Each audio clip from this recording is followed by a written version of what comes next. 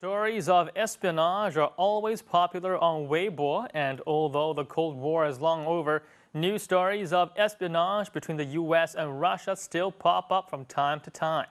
And according to a Weibo post that's been getting a lot of attention from Chinese internet users, Russia has ordered the expulsion of a US diplomat after claiming that he had been caught red-handed with disguises, special equipment, and wads of cash.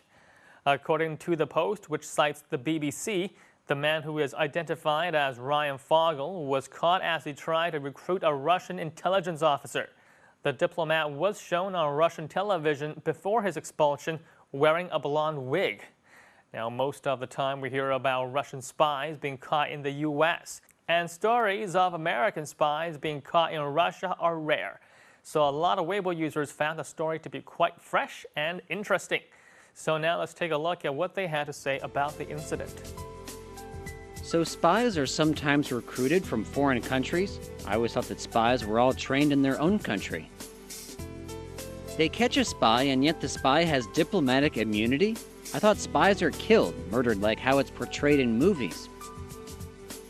How come there are always so many news stories about America? America is always up to something. Can't they just stay put for a little while?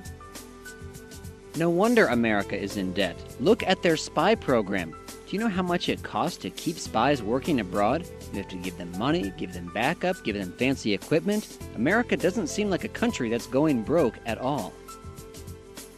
This American spy is not very professional. He should watch more American TV and movies. He got caught so easily. How dare you play spy with Putin? Have you forgotten that he's a man out of the KGB? Are Americans not afraid that the spy they recruit would become a double agent? They'll fleece America for money and then sell them fake intelligence. After all, who are they more afraid of, the US government or Putin? Now, this is not the first time that Chinese Weibo users were made aware of spying activity between the US and Russia. Back in 2010, court papers revealed that Anna Chapman and 9 other Russian spies assumed the identities of people who had died. They also swapped bags in passing at train stations and communicated with invisible ink and coded radio transmissions. Basically, lived how people imagined spies would live. They all lived in suburban U.S. homes, worked as real estate brokers and travel agents before they were finally arrested in 2010 and pleaded guilty to spying. The red-headed ringleader, who was just 28 years old at the time, was dubbed by Western media as a femme fatale and had a number of glamorous photos online, pictures that she apparently posted onto social networking sites.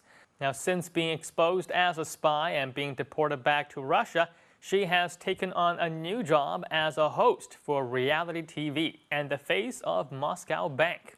All right, now let's take a look at what Weibo users have to say about spying in the 21st century. I guess if you have money, you can order a ghost to do your work. America is still playing their Cold War games. Do they long for the days of having an arch-enemy? This is a big reminder. China needs to be on guard for American spies. I bet there are a lot of spies in China, it's just that we haven't discovered them yet. I bet the money that he offered would not allow him to recruit any spies in China.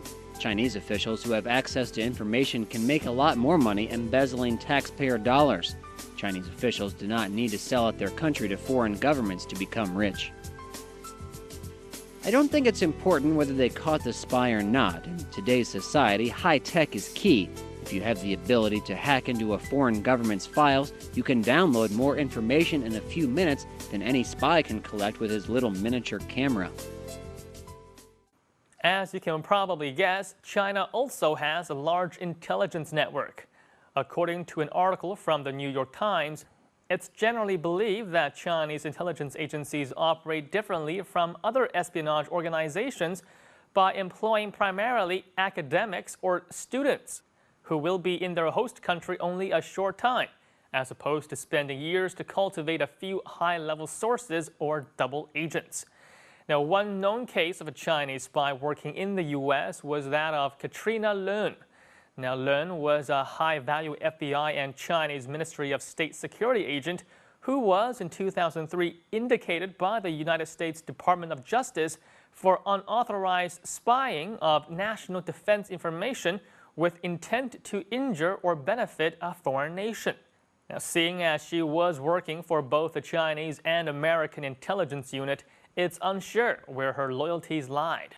But regardless, the United States government believes that she critically compromised the FBI's Chinese counterintelligence program.